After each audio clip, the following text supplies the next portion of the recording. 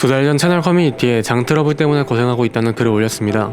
정말 하루 종일 복통과 복부 가스, 설사를 겪었습니다. 그때 거의 한 달 내내 병원 약을 처방받아 먹었는데요. 아무리 약을 먹어도 장이 낫지를 않아서 이건 약으로 나을 문제가 아니라고 판단되어 책을 사서 공부를 시작했습니다. 제가 읽은 책은 그레인 브레인, 아픈 사람의 99%는 장누수다, 장내 세균의 역습, 장내 세균 혁명, 총 4권입니다. 제가 영상에서 말씀드릴 내용은 이 4권의 책을 토대로 한다는 걸 미리 말씀드릴게요. 이번 영상에서는 장염약을 아무리 먹어도 낫지 않았던 제가 어떻게 장을 회복시킬 수 있었는지에 대해 중점적으로 얘기를 나눠볼게요. 마지막에는 책에서도 알려주지 않았던 장 건강 회복을 위한 필수 영양제 추천도 해드리니 꼭 영상을 끝까지 시청해주시길 바랄게요.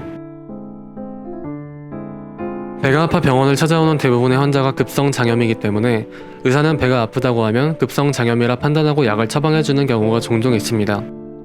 급성 장염을 앓는 경우 대부분 지사제나 일반 소염제만으로도 금방 증상이 호전되곤 하니까요. 그런데 저처럼 장염의 증세를 띠는데 장염약이 듣지 않는 분들이 있습니다. 이 경우엔 장누수 증후군을 의심해 보셔야 합니다. 장누수 증후군의 사전적 정의를 찾아보면 장과는 음식물의 소화, 흡수, 배설의 기능 외에도 관내 위생물이나 독소 등의 외부 유해 물질의 유입을 차단하는 방어막으로서의 면역 기능을 담당한다. 이러한 역할은 장관 점막 세포 사이가 친밀 결합으로 이루어졌기 때문인데 장누수 증후군은 어떤 자극이나 손상에 의해 이 결합이 약해지면서 세포 사이의 틈으로 여러 고분자 물질들이 왕복할 수 있는 상태를 말한다. 쉽게 말해 장벽 사이에 틈이 생겨 체내 면역의 70%를 담당하는 기관인 장이 면역 기능을 제대로 하지 못하는 것입니다. 급성 장염과 증상이 비슷하지만 장누수 증후군은 훨씬 오랜 기간에 걸쳐 발생합니다. 장누수 증후군이 정말 무서운 것은 급성 장염과 다르게 장뿐만 아니라 몸 이곳저곳에 문제를 일으킨다는 건데요. 극심한 스트레스와 불건강한 식습관은 장누수 증후군을 만듭니다. 스스로 장누수를 진단하는 방법은 최근 3달간 본인의 식습관을 점검해보면 알 수 있는데요. 밀가루와 단 음식, 패스트푸드와 가공 음식을 만약 많이 먹었다면 장은 굉장히 빠른 속도로 망가지고 있었을 확률이 높습니다. 또한 최근 심한 스트레스를 겪었는지 돌아보셔야 합니다. 스트레스가 만병의 근원이라고 하는 이유가 여기 있는데 스트레스는 코르티솔이라는 호르몬을 분비시키는데 이 코르티솔은 장에 직접적인 데미지를 줍니다. 이에 따라 지속적인 스트레스는 장누수 증후군을 불러일으키고 장이 망가지면 몸 이곳저곳에 문제가 생깁니다. 따라서 장누수를 겪고 있다면 최대한 스트레스를 받지 않는 환경을 만들어야 합니다. 참고로 어렸을 때 트라우마를 겪은 아이들은 장누수를 겪을 확률이 훨씬 높다고 하는데 개인적으로 저는 이 사실이 참 마음이 아팠습니다.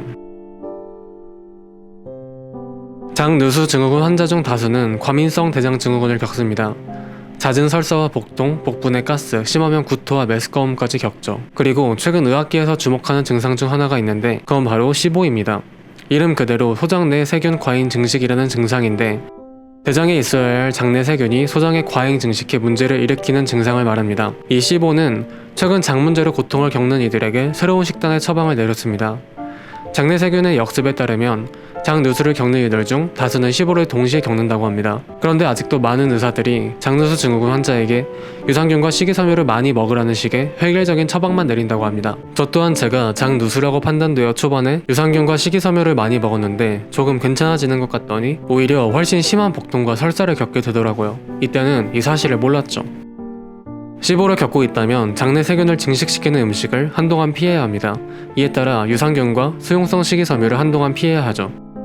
그럼 시보 환자는 뭘 먹어야 하나? 그건 바로 저포드맵 식단입니다. 포드맵이란 장에서 쉽게 발효되는 이런 성분들의 앞글자를 따 만든 말인데 저포드맵 식단이란 말 그대로 이런 음식을 최대한 피하는 방향의 식단을 의미합니다. 포드맵에 해당하는 식단을 보면 생각보다 우리 몸에 좋다고 알려진 식재료들도 아주 많습니다. 그래서 장이 안 좋으신 분들은 무조건 몸에 좋다고 하는 채소나 발효식품을 드실 게 아니라 반드시 저포드맵 식단에 해당하는 것들을 드셔야 합니다. 저포드맵 식단은 유튜브나 네이버에 검색해도 쉽게 찾을 수 있으니 제가 따로 언급하지 않겠습니다. 장내 세균의 역습에 따르면 최소 한 달은 저포드맵 식단을 통해 장 건강을 회복해야 한다고 말합니다.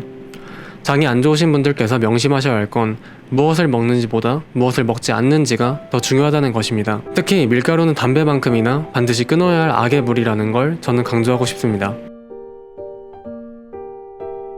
일단 장누수 증후군 환자가 반드시 먹어야 할 영양제를 찾아보면 일반적으로 글루타민과 오메가3가 가장 많이 나옵니다. 만일 본인이 장이 안 좋다면 이 두 가지는 당연히 필수로 드셔야 하고요. 그리고 저의 경우 이 세 가지 영양제 복용 이후 장이 굉장히 빠른 속도로 좋아지기 시작했는데요. 그건 바로 비타민 D와 트립토판 그리고 전신 효소입니다. 비타민 D와 트립토판은 복용 이후 정신적인 부분에 아주 직접적인 영향을 받았어요. 우울감이나 불안감이 크게 개선되자 받는 스트레스도 눈에 띄게 줄은 것이 체감되었죠. 트립토판은 세로토닌의 원료가 되는 성분인데 세로토닌의 중요성은 제가 이전 영상에서 다룬 바 있으니 꼭 시청해 주시길 바라고요. 트립토판을 섭취하고 가장 달라지는 것은 불면증이 사라졌다는 거예요. 항상 2시가 다 되어야 꾸역꾸역 잠들던 제가 12시 전이면 이젠 졸음이 쏟아지게 됐죠. 수면 습관이 개선되자 몸이 좋아진 건 두말할 나위 없었고요. 세로토닌 또한 스트레스 호르몬인 코르티솔을 조절하는 능력이 있기 때문에 장 건강 회복에도 도움이 되었어요. 그리고 제가 정말 강조하고 싶은 영양제가 바로 전신효소입니다. 전신효소란 단백질 분해 효소를 의미하는데 이걸 음식과 함께 섭취하면 소화효소로서 작용하지만 공복에 섭취 시 체내 염증을 잡는 역할을 한다고 해요. 장 누수 증후군은 체내 염증을 증가시키고 체내 염증 수치가 높아지면 다시 장은 안 좋아집니다. 그래서 체내 염증을 잡는 게 굉장히 중요한데 전신효소가 이 역할을 해요.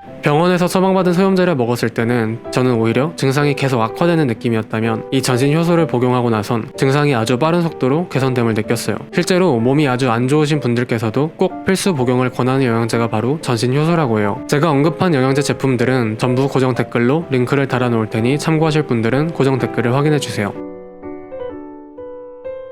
건강이 전부다 라는 진부한 문장을 체감하는 시기는 저마다 다른 것 같습니다. 저의 경우 이번에 아주 절절히 체감했어요. 장애간을 공부하며 느낀 사실은 정신 건강과 육체 건강은 긴밀히 연결되어 있다는 것이고 따라서 몸이 불건강한 사람은 무언가를 위해 제대로 노력하기가 힘들다는 것입니다. 특히나 장이 안 좋다면 그 무엇도 제대로 할 수가 없다는 거예요. 뇌 건강만큼이나 어쩌면 그 이상 신경 쓰며 살아야 할 게 바로 장 건강이라는 걸 저는 꼭 여러분이 기억하셨으면 합니다.